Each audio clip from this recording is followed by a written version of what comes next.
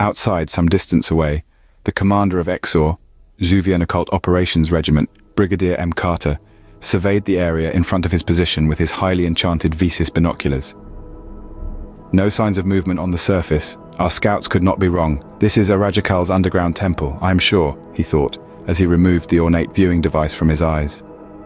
Riding alongside him were his two highest-ranking war magicians. The three powerful spellcasters were atop a small rise of black sand mounted on heavily barded steeds. The horses stood perfectly still, as if they were carved from granite. There was not so much as a twitching of an ear or a flick of the tail. Xuvian overlords had trained these native horses with intense, magically induced pain from an early age. The officer's armor carried few indications of rank or social stature. Its surface was dulled with an infrared proof, painted camouflage pattern of red, dark green and black. A slight breeze swept up fine trails of black dust around the horses' hooves. Several hundred meters behind, there were 5 armadillo armored personnel carriers. Each of these formidable war machines sported a dorsal turret-mounted medium Gatling gun and could transport 12 troopers. Another 500 meters further back were the 8 mortar crews that Brigadier Carter had insisted on, surrounded by infantry and mounted war magicians. The brigadier turned to face his accompanying officers. 6 repetitions, drilling explosive. Fire for effect, he ordered in a stern, efficient voice, gesturing to indicate the deep blue mass of rock where Arajakal and his order had dwelled for the past 14 years. With a telepathic command from Major Glenrig, one of the officers with the commander, the heavy 90 mm mortars were detached from the Primus horses that towed them. Primus horses are larger and stronger than the draft horses of pre-ancient Earth. Native to New Hades, they were often used to carry or tow heavy loads. They were also a preferred mount for brave and experienced warriors. With impeccable military precision, the weapons were rolled and swung into position by their struts, and had their base plates fixed to the ground by manually operated inbuilt drills. Then the bombardier responsible for each trained on the target with the massive hydraulic system that elevated and traversed them. It was a full 30 seconds before the first volley of drilling explosive shells were blasted high into the air to descend sharply on the underground fortress. The effect did not look spectacular when viewed from afar. 48 muffled explosions in volleys of 8 and rising clouds from the spasms of agitated black dust.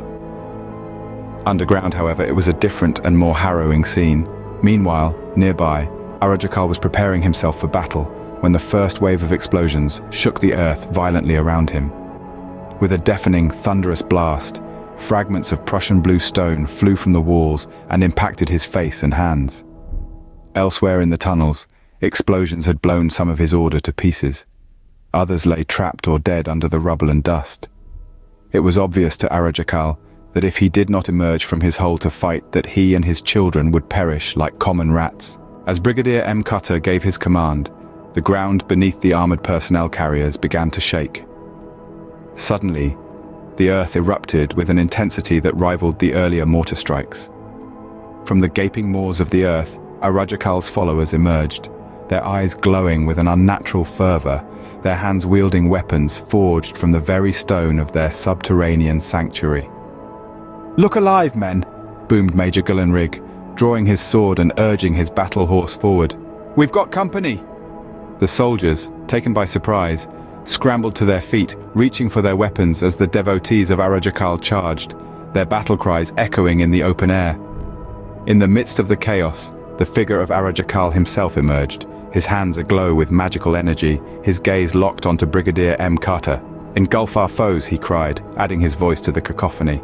In the face of the unexpected underground assault, the orderliness of the military operation quickly devolved into a chaotic melee. The straightforward mop-up operation that Brigadier M. Carter had anticipated became a brutal battle for survival, pitting the disciplined soldiers against the fanatical followers of Arajakal in a fight to the death. As the chaos unfolded, a rumble in the distance caught the attention of the embattled soldiers. Like a storm on the horizon, a cloud of dust was growing larger and larger, accompanied by the distinct roar of engines. The 5 6-wheeled armadillos, heavily armored all-terrain vehicles, were closing in at maximum speed. 3 were fanned out in a V formation to the right, and the other 2 trailed slightly behind, creating a formidable display of military might. Their dorsal-mounted Gatling guns were already spinning. laying down a heavy stream of diamond suppressive fire onto the red-robed figures that were emerging from various locations on the dark ground ahead. The armadillos were a sight for sore eyes, a beacon of hope in the midst of the brutal battlefield. "Reinforcements!" cried Major Gillenrig, pointing towards the incoming armadillos. "Hold the line, men!" As the armadillos drew closer, the tide of the battle began to shift. The followers of Arajakal, caught in the crossfire, were forced to retreat, their battle cries fading into the noise of the Gatling guns. The armadillos, like knights in shining armor, were turning the tide of the battle, offering a glimmer of hope in the face of the underground assault. As the dust from the armadillos settled, the battlefield was engulfed in a sudden silence. Then, a peculiar sight began to manifest. A swirling lilac cloud of smoke ascended into the sky, its mystical glow illuminating the battlefield. "What the?" a voice echoed, but was swiftly drowned by the ominous hum of the smoke cloud. It was Arajakal, the master of fire magic, transformed and ready to retaliate. "Major, look!" cried a soldier as he pointed towards the sky. Major Gullenrig squinted into the distance, his eyes widening at the sight of the magical cloud. "Carter, we need your magic, now!" he barked at the mage sergeant, his voice laced with urgency. Carter, his face stoic, nodded and began chanting, his enchanted rifle, Answerer, glowing with a mystical energy.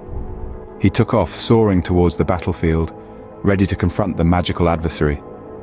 As Carter approached, the lilac cloud began to pulsate, its color shifting from purple to scarlet. Arajakal was preparing another spell. Suddenly, an armadillo melted into a white-hot slag, its occupants screaming in agony. Only 3 troopers managed to escape before the vehicle was reduced to nothing. "Zero Alpha. This is Alpha 3.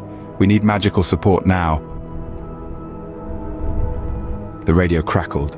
The voice cut short as Arajakal engulfed the survivors in a wreath of bright purple fire. Carter, witnessing the carnage, steeled himself for the confrontation. The battle had taken a new turn, one that required more than just firepower. It was magic against magic, a test of will and mastery.